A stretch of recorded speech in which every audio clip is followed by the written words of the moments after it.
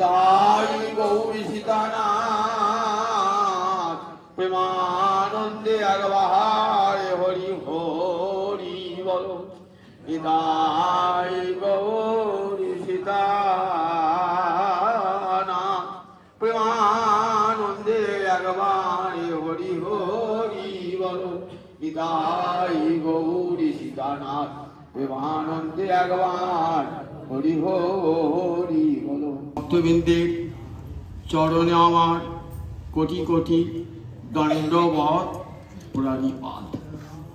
আজ সমস্ত শক্তিবৃন্দকে আমার অনুরোধ, আমার সঙ্গে গলা মিলিয়ে একটু শিবের বন্দনা সবাই আমরা গাই।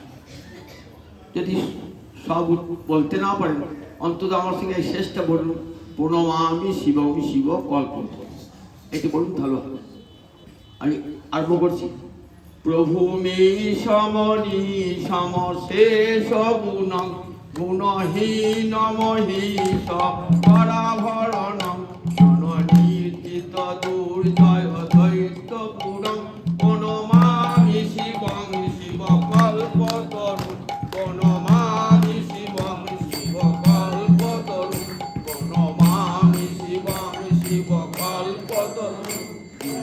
আমি শিবং শিব গিরিরাজ সুতান্বিত বামতনু তনু নিন্দিত রাজিত কোটি বিধু বিষ্ণু শিরোদ্ধৃত পাদ যুগং প্রণমামি শিবং শিব কল্পতরু।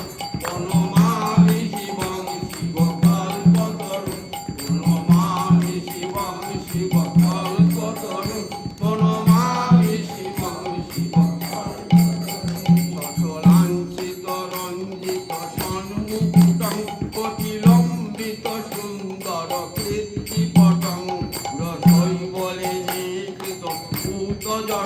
প্রণমামি শিবং শিব কল্পতরু। প্রণমামি শিবং শিব কল্পতরু। নয়নত্রয় ভূষিত চারুমুখং মুখ ভগ্ন পরাজিত কোটি বিদু খণ্ড বিমণ্ডিত ভালো তটং প্রণমামি শিবং শিব কল্পতরু।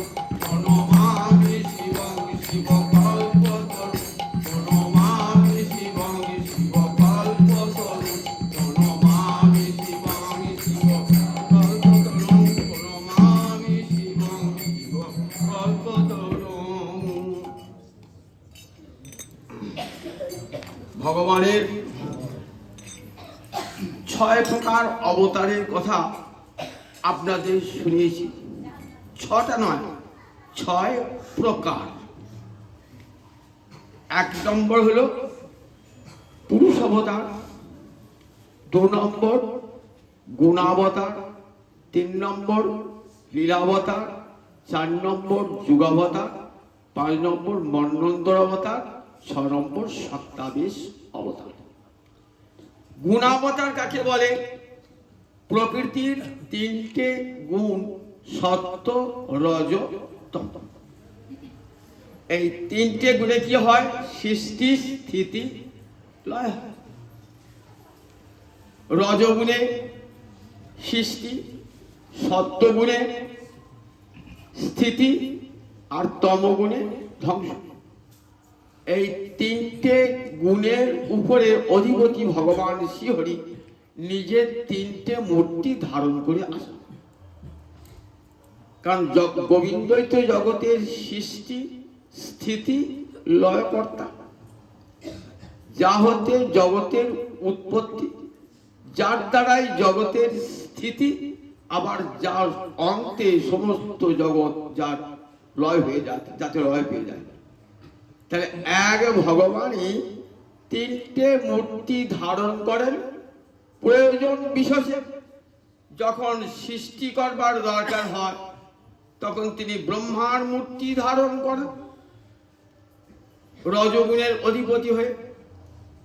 যখন পালন করবার দরকার হয় তখন বিষ্ণু মূর্তি ধারণ করেন গোবিন্দ, সত্যগুণে পালন হয়। আবার যখন ধ্বংস করবার ইচ্ছা হয় তখন ভগবান তমগুণে ভগবান রুদ্র হন। ভগবান একটা, কৃষ্ণ একটা ভগবান, শিব একটা ভগবান, তা তো নয়, একটা ভগবান, এক ভগবানই দেখুন কত রূপ ধারণ করেছেন। তিনি আবার ব্রহ্মা হয়েছেন, তিনি বিষ্ণু হয়েছেন, তিনি শিব হয়েছেন। গোলকে সদাশিব মূর্তি আছে, যেটি নারায়ণের কায়বুহ, সেই সদাশিবেরই অবতার এই প্রাকৃত জগতের যে শিবকে আমরা উপাসনা করি, তিনি হলেন এই মূল সদাশিব। অর্থাৎ গোবিন্দ এবং সদাশিব অভিন্ন, নারায়ণ এবং শিব অভিন্ন চিন্তা করবেন। সে দেখবেন হরিনামে 10টা অপরাধের মধ্যে একটা অপরাধ যদি আপনি শিবকে কৃষ্ণ থেকে পৃথক বলে মনে করেন, তাহলে সেটা অপরাধ হয়ে যায়। শিবের কাছে অপরাধ করে কেউ গোবিন্দের কাছে পৌঁছাতে পারে না, আবার গোবিন্দের কাছে অপরাধ করে কেউ শিবের কাছে পৌঁছাতে পারে না। কারণ হরিহর অভিন্ন তনু, এক ভগবান, তিনি হরি হয়েছেন, তিনি হরিহর হয়েছেন। আমরা দেখি এই যে আমরা শিবকে দেখি কি মূর্তিতে শিবকে দেখি? শিবকে দেখি বৈষ্ণব মূর্তিতে তিনি আবির্ভূত। বৈষ্ণবানাং যথা শম্ভু, শ্রীমদ্ ভাগবতের 12 স্কন্ধে সুখদেব বলছেন, শোনো, পৃথিবীতে যত যত বৈষ্ণব আছে, সমস্ত বৈষ্ণবের মধ্যে মহাদেব সর্বশ্রেষ্ঠ। বৈষ্ণবানাং যথা, সব নদীর মধ্যে যেমন গঙ্গা সর্বশ্রেষ্ঠ, সমস্ত পুরাণের মধ্যে যেমন ভাগবত শ্রেষ্ঠ, ঠিক তেমনি সমস্ত ভক্তের মধ্যে শিব শ্রেষ্ঠ। আবার যে 12 মহাজনের কথা বলছেন ভাগবতের 6ষ্ঠ স্কন্ধে, 12 মহাজন, আচ্ছা 12 বৈষ্ণব মহৎ ব্যক্তি কে কে দেখুন? স্বয়ম্ভু নারদ ব্রহ্মা, স্বয়ম্ভু নারদ শিব, কুমার কপিল মনু, প্রহ্লাদ জনক ভীষ্ম, বলি বৈয়াসকি বয়। যমরাজা তার ভৃত্যগণকে বলছেন, এই 12 জন আমরা পৃথিবীতে বৈষ্ণব ধর্ম কি জানি। কোন 12 জন? বলেন স্বয়ম্ভু, ব্রহ্মার একটা নাম স্বয়ম্ভু, নারদ শিব, স্বয়ম্ভু নারদ শম্ভু শিব, কুমার শরৎ কুমার, কপিল সিদ্ধানাং কপিল মুনি কপিল, ব্রহ্মা নারদ শম্ভু কুমার কপিল মনু, ব্রহ্মার পুত্র মনু, আর প্রহ্লাদ জনক ভীষ্ম, প্রহ্লাদ জনক রাজা, ভীষ্ম আর বলি রাজা, আর ব্যাসনন্দন সুখ, আর আমি অর্থাৎ যমরাজা। এই 12 জন হলেন মহাজন, 12 জন পৃথিবীতে বৈষ্ণব। এরাই জানেন বৈষ্ণব ধর্ম কি। সেই বৈষ্ণবের প্রতি অপরাধ ঘটেছিল দক্ষের, এত অহংকার দক্ষের যে সে শিবের কাছেও সম্মান চায়। দক্ষ সামান্য একজন প্রজাপতি, সে শিব তত্ত্বই জানত না, তার এত অহংকার যে আমি সভায় গেলাম, শিব আমাকে উঠে দাঁড়িয়ে অভ্যর্থনা করলো না। কতখানি স্পর্ধা দেখুন, ভগবান উঠে দাঁড়িয়ে দক্ষকে অভ্যর্থনা জানাবে, এটাই চেয়েছিলেন। এর ফলে তার বৈষ্ণব অপরাধ হয়েছিল, শিবকে নিন্দা করেছিলেন।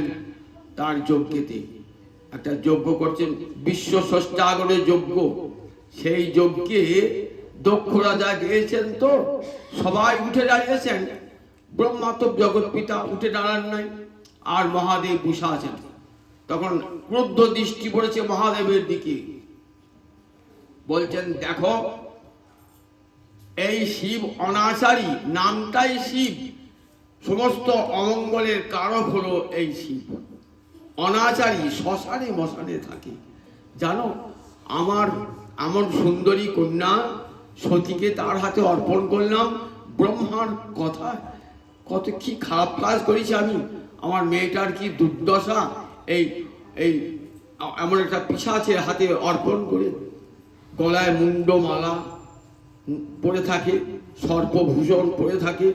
প্রভু মিশম অনিশম শেষ গুণম গুণহীন মহিষ গড়াভরম। অহিষ, অহিষ মানে বাসুকিরাজ সর্প, অহি মানে সাপ। সমস্ত অহিদের রাজা কে? বাসুকিনাথ। তার গড় মানে বিষ, বিষ যার কণ্ঠে আভরণ। মহাদেবের কণ্ঠে আভরণ কি? স্মৃতিকণ্ঠ, নীলকণ্ঠ কে? শিব। বাসুকীর যে বিষ উদ্গ্রহণ করেছিলেন, সেই বিষ গ্রহণ করেছিলেন মহাদেব। দেখো, সেটা মহাদেব তো পরম গুণ, কিন্তু মহাদেবকে নিন্দা করছেন এই বলি। দেখো, একটা বুড়ো ষাঁড়ের উপর চড়ে বেড়ায়, আর যেখানে একটা ঘর নাই, বাড়ি নাই। দেখো, অঙ্গে একটা বাঘের ছাল আর নরমুণ্ডের মালা গলায় পরে বেড়ায়। ছি ছি ছি ছি, অনাচারী! এমনকি আমি আমার কন্যাকে অর্পণ করেছি, এই বলে কত নিন্দা করলেন। বললেন, শোনো, শুধু তাই না, অভিশাপ। হাতে জল নিয়ে বলতেন, আজ থেকে আমি বললাম, দেখো, শিব কোনো যজ্ঞের ভাগ পাবে না। তোমার সবাই শুনে থাকলে তো আজ থেকে শিব যজ্ঞের ভাগ পাবে না, সব দেবতাদের উদ্দেশ্যে বললেন। তখন নন্দীশ্বর আর থাকতে পারলেন না, শিবের ভক্ত নন্দীশ্বর আর থাকতে পারলেন না। উঠে দাঁড়িয়ে বললেন, দেখো, জানো শিবকে, শিবের তত্ত্ব জানো? যার নামটা উচ্চারণ করলে সমস্ত অমঙ্গল ধ্বংস হয়ে যায়, যার নামটা উচ্চারণ করলি। আর সেই শিবের তুমি নিন্দা করছো? তুমি জানো না শিবের তত্ত্ব কি? শিবকে তুমি জানো না? না জেনে নিন্দা করছো, এত বড় বৈষ্ণবের অপরাধ, বৈষ্ণব অপরাধ তুমি করছো। তোমার ছাগ মুন্ড হবে, তোমার ছাগ মুন্ড হবে, কারণ তোমার বুদ্ধিটা ছাগলের মতনই বুদ্ধি। আর যে ব্রাহ্মণগুলো তোমাকে সমর্থন করছে যজ্ঞেতে, সেই ব্রাহ্মণগুলো কেমন হবে জানো? সেই ব্রাহ্মণগুলো হবে যেমন বললেন, আচারবিহীন ব্রাহ্মণ হবে। আচারবিহীন অর্থাৎ ভোক্য জ্ঞান থাকবে না, কোনটা খেতে আছে আর কোনটা খেতে নাই, এই জ্ঞান ব্রাহ্মণের থাকবে না, যারা ওই দক্ষকে সমর্থন করেছে। শুধু তাই নয়, কর্মকাণ্ড নিয়ে তারা ব্যস্ত থাকবে। বেদের যে আসল তত্ত্ব, শিহরি তত্ত্ব, তারা কোনোদিনই জানবে না। এই ব্রাহ্মণের দল নন্দীশ্বর অভিশাপ। দেখুন অভিশাপটা কাজে লেগেছে কিনা, আমি ভালো করে দেখুন, বিচার করে দেখুন, দেখি অভিশাপটা, নন্দীশ্বর অভিশাপ, শিবভক্তের অভিশাপটা কাজে লেগেছে কিনা দেখুন। দেখবেন কাজে লেগে গিয়েছে, কিন্তু কাজে লেগে গেছে। ব্রাহ্মণদের কাছে ভক্ষ অভক্ষ বিচার নাই, কাজে লেগে গেছে। দেখুন, শুধু তাই নয়, তারা হরিকথায় বিশ্বাস করে না, হরিকথার মর্যাদা দান করে না, কর্মকাণ্ড নিয়েই তারা ব্যস্ত আছে। নন্দীশ্বর অভিশাপ। আবার ভৃগুমুনি নাকি একটা অভিশাপ দিলেন, ভৃগু একটা অভিশাপ দিলেন। কি বলেন? বললেন, যারা দেখো, বললেন যে যারা শিবের ব্রত করবে তারা পাষণ্ডী হবে, তারা কি হবে? বেদবিধিহীন হবে, দুরাচারী হবে। এটাও কাজে লেগেছে। দেখবেন এই শিবের একদল ভক্ত পাষণ্ডী, তারা শিব তত্ত্ব বোঝে না।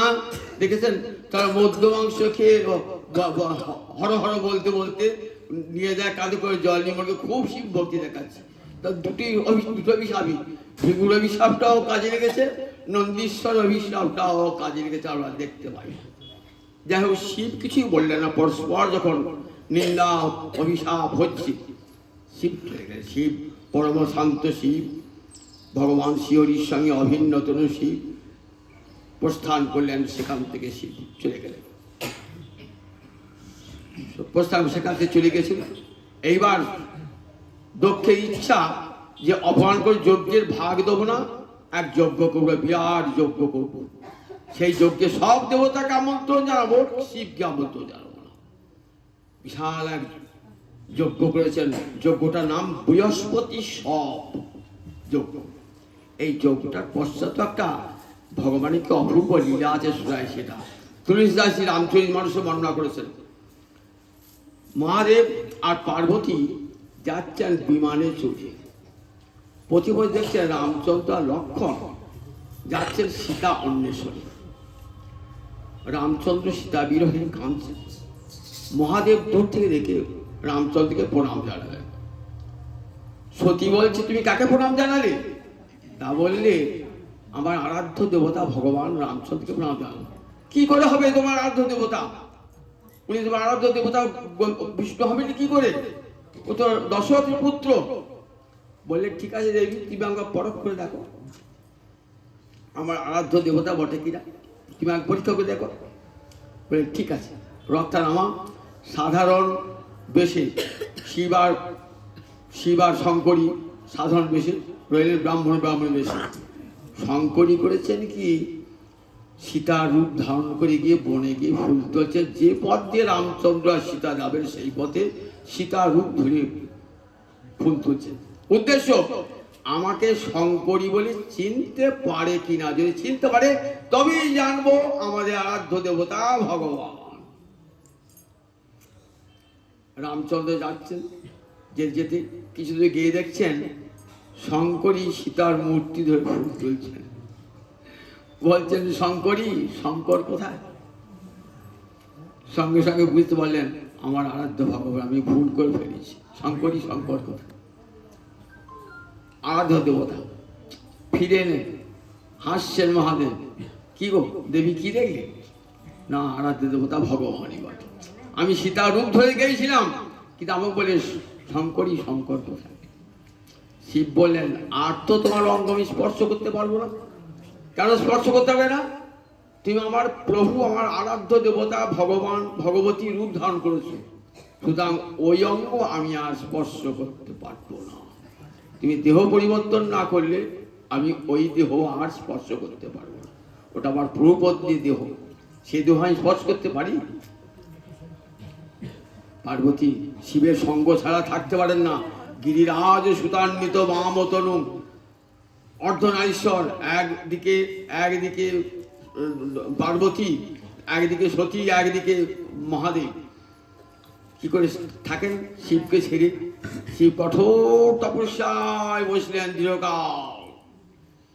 সতী কাছে গিয়েছেন, বামে বসে চাইলেন, সতীকে বামে বসালেন না, সম্মুখে বসে রইলেন। সতী কাঁদছেন, শিবও কাঁদছে সতীর বিরহে। তখন সতী বলছেন যে হে গোবিন্দ, আমার কি করে এই রূপটার পরিবর্তন হবে? তুমি কৃপা করো যাতে এই রূপটার পরিবর্তন হয়। দেখুন সতীর ইচ্ছা হয়েছে, যজ্ঞ হয়েছে, গোবিন্দ সঙ্গে সঙ্গে অপূর্ব একটি লীলা হয়ে গেল। দক্ষ যজ্ঞ, দক্ষের গৃহে বিশাল যজ্ঞ, বৃহস্পতি সব, কতজনার নিমন্ত্রণ। কার নিমন্ত্রণ নাই? শিবের নিমন্ত্রণ নাই, আর সবার নিমন্ত্রণ আছে, শিবের আর নিমন্ত্রণ নাই। কৈলাসের পাশ দিয়ে কত দেব দেবী, কত গন্ধর্ব গন্ধর্বী সব যাচ্ছে, কত সুরনারীরা যাচ্ছে, সেই যে খুঁজে যাচ্ছে। ভাবছে আমার বাপের বাড়ির উৎসব আমি দেখতে পাবো না, কতজন যাচ্ছে। মহাদেবকে বলছেন চল না আমার বাপের বাড়ির উৎসব দেখতে। বললেন না, নিমন্ত্রণ করে নাই তো যাবো কি করে? আর সতী ভাবছেন যে আমি তো দীর্ঘদিন শিব ছাড়া হয়ে রয়েছি, কৈলাসে রয়েছি বটে, শিব তো আমার অঙ্গ স্পর্শ করে না, মনটাও বড় খারাপ, একবার বাপের বাড়ি যাই, ঘুরে আসি, চলো না। বলে না না, বলে তোমাকে নিমন্ত্রণ করেছে। বললেন শোনো, 4 জায়গায় নিমন্ত্রণ না করলেও যা যায়। 4 জায়গায় কোথায় কোথায় যাওয়া যায়? বন্ধুর বাড়ি নিমন্ত্রণ না করলেও যাওয়া যায়, গুরু বাড়ি নিমন্ত্রণ না করলেও যাওয়া যায়, পিতার গৃহে নিমন্ত্রণ না করলেও যাওয়া যায়, পতির গৃহে নিমন্ত্রণ না করলেও যাওয়া যায়। 4 জায়গায়। বন্ধুর গৃহে যদি বন্ধু নিমন্ত্রণ না করে তাও গেলে অপমান হবে না। গুরু যদি নিমন্ত্রণ না করে, গুরু বাড়ি গেলেও ক্ষতি হবে না। পিতৃভবনে পিতার গৃহে যদি নিমন্ত্রণ না হয়, পিতৃগৃহে গেলে ক্ষতি হবে না। পতিগৃহে নিমন্ত্রণ না থাকলেও যাওয়া যায়, এই 4 জায়গায়। বলে হ্যাঁ তুমি ঠিকই বলেছো। তুমি জানো যদি নিজের জন কটু কথা বলে, কটু বাক্য বলে, সেটা যে মৃত্যুর চেয়েও বড় বড় দুঃসহ হবে। দেখো তোমার পিতা আমার নাম ধরে নিন্দা বান্দা করবে, তুমি কি সেটা শুনতে পারবে? দেখো শুনতে পারবে না। সুতরাং দেখো সেটা তোমার পক্ষে বড় দুঃখের কারণ হবে। সতী তুমি যেও না। কিন্তু সতীর চিত্ত উদ্বিগ্ন হয়েছে একটা কারণে, বাবাকে উচিত শিক্ষা দান করবেন। সতী মনে মনে ভাবছেন, পিতা যে যজ্ঞ করছে, নিশ্চয়ই যজ্ঞের ভাগ আমার স্বামীকে দেন নাই। সেটা আমি পিতাকে শিখিয়ে দিয়ে আসবো যে পিতা, আপনি এত বড় বেদজ্ঞ পুরুষ হয়েও আপনি আমার স্বামীকে চিনতে পারলেন না। আমার স্বামীকে ছাড়া যজ্ঞ হয়? শিব ছাড়া যজ্ঞ কোথাও কোনোদিন হয়েছে? আমার স্বামীকে যজ্ঞের ভাগ নিয়ে যজ্ঞ করছেন, এটা আমি শিক্ষা দিয়ে আসবো। কিন্তু উপনিষদ তো বলছেন না, বললেন আমার বাপের বাড়িতে মা, কতদিন মাকে দেখি নাই, আমার সব বোনেরা আসবে, বোনের সঙ্গে দেখা হবে, কত আত্মীয় কুটুম্ব আসবে। মেয়েদের একটা বাপের বাড়ির প্রতি টান থাকে তো স্বাভাবিকভাবে। বাপের বাড়ি কোনো উৎসব হলেই মেয়েদের যাবার ইচ্ছা হয়, তা আমাকে বাপের বাড়ি যাবেন না কিছুটি। দেখো আমি তো বারণ করলাম, নিষেধ করলাম, যদি না শোন, শিব জানছেন বড় বিঘ্ন ঘটবে, যদি এতে না দিই বড় বিঘ্ন ঘটবে। তথাপি কি করবেন? বলে ঠিক আছে দাও। শিব, মা দেবী দুর্গা তখন ক্রুদ্ধ হয়ে চললেন। ভেবেছিলেন শিবের সঙ্গে যাবো, শিব গেলেন না, কিন্তু মনটা পড়ে রইল শিবের জন্য। শিবকে উপেক্ষা করে আমি এলাম, বারবার পিছন দিকে তাকাচ্ছেন আর শিবের কথা যাচ্ছেন, শিবের কথা ভাবতে ভাবতে যাচ্ছে। সঙ্গে সঙ্গে নন্দী ভিঙ্গি সব অনুচরকে পাঠিয়ে দিলেন, যা রে যা, তোদের মা চলে গেল, ছুটে যা, দেখবে যা, মা কিসে যাবে, যা ষাঁড়টাকে নিয়ে যা, মাকে ষাঁড়ের পিঠে চাপিয়ে নিয়ে যা, নিয়ে যাচ্ছে, দেখবি মায়ের যেন কোনো ক্ষতি না হয়। শিব সঙ্গে সঙ্গে লোক পাঠিয়ে দিয়েছে। মা যাচ্ছেন বটে, মনটি পড়ে রয়েছে বিশ্বপিতা বিশ্বেশ্বর শিবের প্রতি, মনটি পড়ে রয়েছে, আকুল হয়ে রয়েছে। শিব ছাড়া কিছুই জানেন না। গিয়ে যখন পৌঁছালেন, মা একটু আদর করলো, বোনেরা সামান্য একটু আদর করলো, বাবার ভাই কিছু করতে পারছে না। বাবা তার কর্কশ দৃষ্টিতে তাকিয়ে আছে, কর্কশ দৃষ্টিতে তাকিয়ে আছে। শুধু তাই নয়, কর্কশে তাকানো নয়, দেখলেন আমার স্বামীর কোনো যজ্ঞের ভাগও নাই। সেইখানে সকলের সমক্ষে আমার স্বামীর নিন্দা করছে। জানো আমি বড় ভুল করেছি, ব্রহ্মার কথা শুনে আমার এমন সুন্দরী কন্যা, সেই কন্যাকে দান করলাম কোথায়, কার কাছে দান করলাম? একটা নরপিশাচকে দান করলাম। ছি ছি ছি ছি, এমন দান করলাম যে মুন্ডমালা গলায় পরে থাকে, বাঘের চাল পরে থাকে, আর যার কণ্ঠে সাপ ঝুলছে সব সময়তে, মাথার উপরে সাপ ফণা তুলে আছে, এমন থাকে বা থাকবার বাড়ি পর্যন্ত নাই, ডুগডুগি বাজিয়ে বাজিয়ে বেড়ায়, সবসময় অসুচি অপবিত্র, তাকে আমি কন্যা দান করলাম। সবার সামনে বলছেন বাবা এমন কথা কখনো বলো না, তুমি জানো না আমার স্বামী শিব কেমন। শিব পরমতত্ত্ব, যার নামটা শুনলেই জীবের মঙ্গল হয়ে যায়। প্রণমামি শিবং শিব কল্পতরু, মঙ্গলের কল্পতরু। আমার স্বামী মঙ্গলের কল্পতরু। পৃথিবীতে যত মঙ্গল, আমার স্বামীর কাছ থেকে যা মঙ্গল চাইবেন সেই মঙ্গল আসবে। আমি শিবকে চেনেন না, আমার স্বামীকে জানেন না, তাই আমার স্বামীর নিন্দা করছেন। বাবা এখন আমার দেহের প্রতি খুব ধিক্কার হচ্ছে, কারণ এই দেহটা আমি তোমার কাছ থেকে পেয়েছি, তো আমার বড় ধিক্কার হচ্ছে এই দেহটাতে পেয়ে। আমাকে শিব আদর করে ডাকে, কি বলে ডাকে? আমি দক্ষের কন্যা তো, আমাকে তাই ডাক খাইনি বলে শিব আদর করে। এখন ভাবছি এই দেহটা আমার আর রাখা ঠিক হবে না। এই দেহটা আর রাখা ঠিক হবে না। দেখো বাবা, শাস্ত্রে কি বলে জানো তো, যে মহতের নিন্দা, যে বিষ্ণু বৈষ্ণবের নিন্দা করে না, তার কি করতে হয়? যদি ক্ষমতা থাকে তার জিভটা ছেদন করবে, জিভটা ছেদন করে দেবে। আর যদি তা না পারো, দুটো কান বুঝে সেখান থেকে পালিয়ে আসবে। কখনো মহতের নিন্দা শুনবে না, কারণ নিন্দা শুনলে সেই পাপটা তোমাকেও ভোগ করতে হবে। বাবা আপনি কত বড় বৈষ্ণবের অপরাধ করছেন আপনি জানেন না। পিতা তো কোনো কথা শুনবে না, তখন কি করলেন, বাবা তোমার কাছ থেকে পাওয়া এই দেহটা আমি পরিত্যাগ করব। এই বলে উত্তর দিকে মুখ করে বসলেন দেবী। পীতবসন পরিধান করে শিবের চরণ কমল দুটি হৃদয়ে ধারণ করে মুখে মনে শিব শিব শিব বলতে বলতে আবার যেন জন্ম জন্মান্তরে তোমাকেই প্রতিরূপে পাই। হে মহাদেব, তুমি যেন জন্ম জন্মান্তরের আমার প্রতি হয়েও। এই বলে শিব চরণ হিয়ায় ধারণ করে কি করলেন, সমাধি মগ্ন হলেন, সমাধি যোগে বসেছেন। তখন যোগাগ্নিতে সারা দেহটা পুড়ে ছাই হয়ে গেল। সবাই দেখছেন সতীর দেহটা ছিন্ন পুড়ে আগুনে পুড়ে ছাই, হাহাকার করল চতুর্দিকে। যজ্ঞ তো লণ্ডভণ্ড হবার মতো অবস্থা। শিব শুনেছেন যে আমার সতী দেহত্যাগ করেছে। শিব পাগল, হা সতী কাঁদেন পশুপতি, হা সতী কাঁদেন পশুপতি, কাঁদছেন, কোথায় গেলে সতী, কোথায় গেলে সতী, কোথায় গেলে সতী। শিব কাঁদছেন, শিব পাগল হয়েছে। জটা ছিঁড়ছেন, জটা ছিঁড়েছেন বীরভদ্র, বিশাল বীর আকাশ পড়ছে। যাও দক্ষের যজ্ঞ লণ্ডভণ্ড করে দিয়েছ, দক্ষের মুন্ড কাটো, তোমার সব অনুচরগণকে নিয়ে গিয়ে।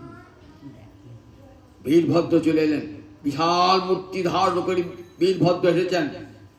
তার অঙ্গতে কত সেনা এসেছেন, বিশাল শব্দ করতে করতে আসছি। অনেক দেবতা ভয়ে পালিয়েও গেলেন। এই যজ্ঞে কিন্তু গোবিন্দ আসেন নাই, আর ব্রহ্মা আসেন নাই। কেন আসেন নাই? জানতেন এই যজ্ঞে শিবের অপমান হবে, তাই ব্রহ্মা আসেন নাই, গোবিন্দ আসেন নাই। এইবার কি করেন, যজ্ঞ তো লণ্ডভণ্ড হয়ে যজ্ঞ লণ্ডভণ্ড হলো। এইবার ভৃগু কি করেছেন, ভৃগু তো মেন পুরুষ ছিল। ভৃগু দাড়িটা নড়িয়ে সমর্থন করেছিলেন দক্ষকে। দক্ষ যখন নিন্দা করছিল না, ভৃগু দাড়িটা নড়িয়েছিল, ভৃগুর দাড়িটা উড়িয়ে দিলেন। ভগ দেবতা কি করেছিলেন না, ভগ দেবতা দাঁতটা তার চোখ দুটো দিয়ে ইঙ্গিত করেছিলেন, চোখ দুটো উড়িয়ে দিলেন। পূষা কি করেছিলেন, দাঁত বার করে হেঁটেছিলেন, দাঁত উড়িয়ে দিলেন। এমনি করে সব দেবতার যারা শিব নিন্দা করেছিল তাদের উপর তাদের উপযুক্ত শাস্তি দান করেন। যক্ষের মুন্ডটা কাটা যাচ্ছে না, দক্ষের মুন্ড শেষ কাটাতে যুবকাস্তে নিয়ে মুন্ডটা কাটলেন পশু মারণ যজ্ঞের অস্ত্রের দ্বারা।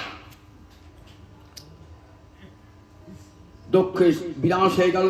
জগৎকে দেখালেন, দেখো বৈষ্ণবের অপরাধ করলে কত বড় শাস্তি পেতে হয়। দেখো একবার বৈষ্ণব অপরাধ কি ভয়ঙ্কর বস্তু। যজ্ঞ তো হই না, পৃথিবীতে অমঙ্গল নেমে এলো, পৃথিবীতে অমঙ্গল নেমে এলো। দক্ষের যজ্ঞ সম্পূর্ণ শিবহীন যজ্ঞ, অমঙ্গলের যজ্ঞ। তো যজ্ঞ যদি অমঙ্গলের জন্য হয় তাহলে পৃথিবী মঙ্গল করে না, সর্বত্র মঙ্গল। যজ্ঞ করে যজ্ঞ হয়েছে এক জায়গায়, কিন্তু অমঙ্গলটা সব জায়গায় ছড়িয়ে পড়েছে। তখন দেবতারা সব কি করে আবার মঙ্গল ফিরিয়ে আনা যাবে, তখন সব দেবতারা কেউ ব্রহ্মার কাছে গেলেন। ব্রহ্মা বলে, চলো কৈলাসে গিয়ে শিবকে শান্ত করতে হবে। তখন সবাই মিলে গেলেন কৈলাসে গিয়ে, হে মহাদেব, হে আশুতোষ, তুমি কৃপা করো, নইলে বিশ্বের অমঙ্গল হয়ে যাবে। তুমি যে বিশ্বেশ্বর, তুমি ছাড়া বিশ্বের মঙ্গল করবে কে? তুমি শান্ত হও, নইলে বিশ্বের অমঙ্গল দেখা দেবে। সতীর দেহটা নিয়ে গোবিন্দ কি করলেন, সতীর দেহটা নিয়ে গোবিন্দ বিষ্ণুচক্রে খণ্ড খণ্ড করে দিলেন। শিব শান্ত হলো, শিব শান্ত হলো, কিন্তু শিবকে উপযুক্ত সম্মান দান করতে হবে। তো তখন গোবিন্দের কাছে গেলেন। গোবিন্দ তখন দক্ষকে বলেন, দক্ষ তুই বেদজ্ঞ হয়েও জানলে না শিবকে? আমি তো শিব, অহং ব্রহ্মা সর্বস্ব সর্বকারণ কারণম, আমি ব্রহ্মা, আমি শিব, আমি বিষ্ণু। তাহলে শিবকে যে অপমান করছে তো আমাকেই অপমান করা হয়েছে। তাহলে তোমার যজ্ঞ কেমন করে হবে জানো না? আমি যজ্ঞেশ্বর, সমস্ত দেবতাকে যজ্ঞে যখন আহুতি দাও, সে আহুতি তারা কাকে দান করে? গোবিন্দায় নমঃ, গোবিন্দকে অর্পণ করে তারা। সমস্ত দেবদেবীকে যখন আহুতি দান করে যজ্ঞেতে, তারা কি করেন? সব বিষ্ণু বই পরম দৈবতম গোবিন্দের চরণে অর্পণ করে দেয়। আর তুমি এত ঔদ্ধত্য তোমার, তুমি যজ্ঞ করে বিশ্বের অমঙ্গল এনেছো, এত অহংকার তোমার, তোমার দর্পটাই চূর্ণ হয়েছে। শিবের কাছে গিয়ে ক্ষমা চাও। তখন দক্ষ গিয়ে শিবের কাছে ক্ষমা চাইলেন করজোড়ে। তখন দক্ষের আবার ছাগ মুন্ড জুড়ে দেওয়া হলো। দক্ষ শিবের কাছে ক্ষমা চাইলেন। এবার যে যোগ্যতা সম্পূর্ণ, এই যজ্ঞে এবার গোবিন্দ এলেন, ব্রহ্মা এলেন। গোবিন্দ এলেন, সব যজ্ঞ হলো, সমস্ত যজ্ঞের দেবতাগণকে আগে গোবিন্দকে সেই যজ্ঞ ভাগ অর্পণ করে পরে সমস্ত দেবদেবীকে সমস্ত যজ্ঞের ভাগ অর্পণ করলেন। বিশ্বের মঙ্গল সাধিত হলো। সতীর দেহত্যাগ হয়েছে। সতী তো দেহত্যাগ করেছেন, সতী শিব ছাড়া আসবেন না। এবার সতী কোথায় জন্মালেন? এবার সতী জন্মালেন কোথায়? জন্মালেন হিমালয়ে, কন্যা পার্বতী রূপী, পর্বত কন্যা, তাই পার্বতী রূপী। যেই হিমালয়ে জন্মালেন না, হিমালয়ের কি আনন্দ, মা মেনকার কি আনন্দ। আমার ঘরে অপরূপ কন্যা আছে, ছোট্ট কন্যা, 7-8 বছরের কন্যা। বলছেন মা আমি তপস্যা করব। তুই তপস্যা কি বুঝিস এইটুকু মেয়ে? মা তপস্যা করে নাকি? এই মা বলেছিলেন বলে নাম হয়ে গেল উমা। তপস্যা করবেন কোথায়? কুমার সম্ভবে সে বর্ণনা আছে। আমরা তখন অনার্স পড়তাম না, এই কুমার সম্ভবে মাস্টারমশাই পড়াতেন এই পার্বতীর তপস্যা। কি অপূর্ব করে বোঝাতেন না, সমস্ত গোটা ক্লাস স্তব্ধ হয়ে শুনত। উমা কোথায়? হিমালয়ের গৌরী সিংহে তপস্যা হচ্ছে, উমা তপস্যা করছেন। সপ্তর্ষি গেলেন, সপ্তর্ষি গিয়ে বলছেন তপস্যা করছে কেন? তা বলছি তপস্যা করছি শিবকে পাওয়া, পতির পাওয়ার জন্য। দেখো শিবকে কখনো কেউ পতিরূপে নির্বাচন করে না, জানো? শিব একটা বিয়ে করেছিল সতী, পুড়ে মরতে তাকে, জানো তো? আবার তুমি বিয়ে করে তাকে বিয়ে করবে? বলছেন না না, আমার শিবকেই চাই। সপ্তর্ষি পরীক্ষা করে দেন। এরপরে যাবেন স্বয়ং মহাদেব যাবেন। কি কঠোর তপস্যা! কেন তপস্যা করলেন? তপস্যা আগে কিন্তু চেয়েছিলেন রূপ দিয়ে ভোলাতে। আমরা দেখি কুমার সম্ভবে মহাকবি কালজার বর্ণনা করেছেন, দেবতা ওষুধ দিয়ে অত্যাচারে দেবতারা নির্যাতিত। তো ব্রহ্মার কাছে গেলেন, ব্রহ্মা বলেন শিব এবং পার্বতীর মিলনে যে সন্তান জন্মাবে সেই হবে দেবকুলের রক্ষক। কিন্তু শিব তো অখণ্ড যোগে বসেছে, তাই তার যোগটা ভাঙাবে।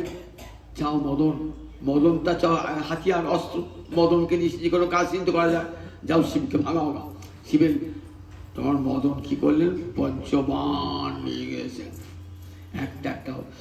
মদন ভাবছে আমার বিক্রম আজ শেষ, আমার বিক্রম আজ শেষ। অন্য ছোটখাটো জায়গায় বিক্রম দেখাতে পারি, আমার আজ বিক্রম শেষ। আর যাবার আগে শক্তিটাকে দেখিয়ে যায়।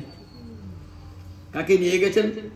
নিয়ে গেছেন পার্বতীকে সুন্দরী, তার সঙ্গে আরো অনেক অপ্সরীগণকে সঙ্গে নিয়েছেন। শিবের কাছে নৃত্য করছে, একে একে পঞ্চবাণ নিক্ষেপ করেছে। কিছুই হলো না। শিবের তৃতীয় নয়নের অগ্নিতে মদন পুড়ে ছাই। মদন ভস্ম হয়ে গেল। তখন মদনের বর্ণম কি? রতি কাঁদছে, প্রভু আমার স্বামী চলে গেলাম, তুই বিধবা হয়ে গেলাম, আমি তরাধীন হয়ে গেলাম। এ কি করলে প্রভু তুমি, জগতের মঙ্গল সাধক? বললে তোমার স্বামীকে মারি নাই, তোমার স্বামীকে এবার শুধুমাত্র অঙ্গহীন করেছি, শুধুমাত্র অঙ্গহীন করেছি। এবার তোমার স্বামী সব জীবের, সমস্ত প্রাণীর হৃদয়ে বাসা বাঁধবে। যখন দেহটা ছিল সর্বত্রগামী হয় না, এবার মদন সব হৃদয়ে প্রবেশ করবে, কাম সব হৃদয়ে প্রবেশ করবে। রতি তুমি বিধবা হবে। রতি ফিরে এলেন, এদিকে সপ্তর্ষিরা গিয়েছেন। সপ্তর্ষিরা বল, তুই নারদের কথা শুনে বিয়ে করতে এসো? নারদ একদম দুষ্ট লোক, জানো না? নারদ যেমন দুকাঠি মাদুর দু জায়গায়, এক জায়গায় গেছে, সাপের গালে চুমু খায়, ব্যাঙের গালে চুমু খায়, গেছে। নারদের কথা শুনে বিশ্বাস করে তুমি? নারদের কথা শুনে দেখেছো? ওকে নারদের কথা শুনে বিয়ে করতে যেও না, নারদের কথা শুনে তাকে সতী ঠকেছে, আবার তুমিও ঠকবে, এসব বলছেন। কিন্তু সতী তো দৃঢ় প্রতিজ্ঞ। শিব ছাড়া সে তো কাউকে চান না। তাই পার্বতী কঠোর তপস্যা, পঞ্চাঙ্গী তপস্যা। গ্রীষ্মকালের দিনে 5 দিকে আগুন, 4 দিকে আগুন জ্বলছে, পূর্ব পশ্চিম উত্তর দক্ষিণ মাঝখানে বসে আছেন, আর সূর্যের দিকে তাকিয়ে আছেন। কি কঠোর তপস্যা! শীতকালের দিনে বরফ গলা জলে, গলা ডিবিয়ে মা আমার বসে আছেন, গলা দিয়ে কত কঠোর তপস্যা। বর্ষাকালের দিনে গাছতলায় বসে আছেন, জলে ভিজছেন, কঠোর তপস্যা। তবু নড়বেন না। সুন্দরী সুকুমারী, এমন সুন্দর চেহারা, সুন্দর রূপবতী হয়েছেন কিভাবে দেখুন, কত কষ্ট সহ্য করে রাজনন্দিনী হয়ে কষ্ট হতে। তখন মহাদেব এলেন, ছদ্মবেশে মহাদেব এলেন। এটা মহাকবি কালিদাসের বর্ণনা। ছদ্মবেশে মহাদেব এসছেন, ব্রহ্মচারী ছদ্মবেশে। যে বলে, হে সুন্দরী, তুমি কার কন্যা? মনে হচ্ছে তোমাকে কি তুমি রাজকন্যা? তা তোমার যা সুন্দর রূপ, তুমি নিশ্চয় কোনো পুরুষ রত্নকে খুঁজছো, নিশ্চয় নয়? তোমাকে খুঁজতে হবে না, তোমাকে খোঁজার জন্য লোক আসবে, তোমাকে খোঁজার জন্য পুরুষ রত্ন আসবে, তোমাকে তো করতে হবে না। তুমি কাকে বিবাহ ঠিক করছো বলে ঠিক করেছো? কাকে বাবার জন্য? পার্বতী সখী বলছে মহাদেবকে। ছি ছি ছি ছি ছি, মহাদেবকে? ওই লোকটাকে বিয়ে করে, দেখো বুড়ো ষাঁড়ের উপর চেপে থাকে, রথ নাই, কিছুই নাই, একটা বুড়ো ষাঁড়ের উপরে, আর একটা ডুগডুগি বাজায়, শিঙা বাজায়, নরমুণ্ড, বাঘের ছাল পরে থাকে, গলায় কত সাপ জড়িয়ে থাকে। ওই লোকটাকে বিয়ে করো না, ওই রাজাকে করো, ওই লোককে বিয়ে করো না। ওই লোকটা বলছিস, বল সখীকে বলছে, বল সখী, ও যেন আমার সামনে শিবনিন্দা না করে। কঠোর আমি সে সাপই না চান, আর এই নরমুণ্ডী ধারণ হোক, ওই শিবই আমার স্বামী। তখন শিব নিজের ছদ্মবেশ পরিত্যাগ করলেন। তখন শিবের যে ছদ্মবেশ পরিত্যাগ করলেন, তখন শিব, তখন পার্বতী অবস্থাটি কেমন? ন যজৌ ন তস্থ, ছুটে পালাতে পারছেন না, আবার লজ্জায় পড়ে গেছেন, আবার থাকতেও পারছেন না। হরগৌরী এইখানে মিলন, মহাকবি কালিদাস এইখানে হরগৌরী মিলন করে দিয়েছেন। আমরা দেখতে পাই তুলসীদাসী বা অন্যান্য পুরাণে এরপর দিকে হরগৌরী বিবাহ হবে। সেখানে বিবাহে গিয়ে মা বরকে বরণ করতে আসবেন, দেখছি বাবা বর কি বরণ করবো, কি বরকে জল খাওয়াবো, সাপ বাসছে, ফোঁ করে হাঁপ আসছে, হাত দংশন করবে বলে বাবা সব কাপড় তো পরে না, একটা বাঘের ছাল পরে আছে, আবার রথে করে গাড়ি করে ট্যাক্সি করে আসবে, তাহলে পুরো ষাঁড়ের পিঠে চেপে এসেছে। এবার কি বর হলো রে? দেখো দাদা কি বর, এই কি বর? নারদের কথা শুনে করতে গেলাম আমার, না শোন পার্বতী, আমি তোকে কখনই এই হাতে অর্পণ করতে পারবো না, কখনই পারবো না। আর পার্বতী, মা কপালে যেটা লেখা থাকে সেটা কেউ খণ্ডাতে পারে না, জানো তো মা, ওই শিবই আমার স্বামী। আর মা তো কাঁদছেন।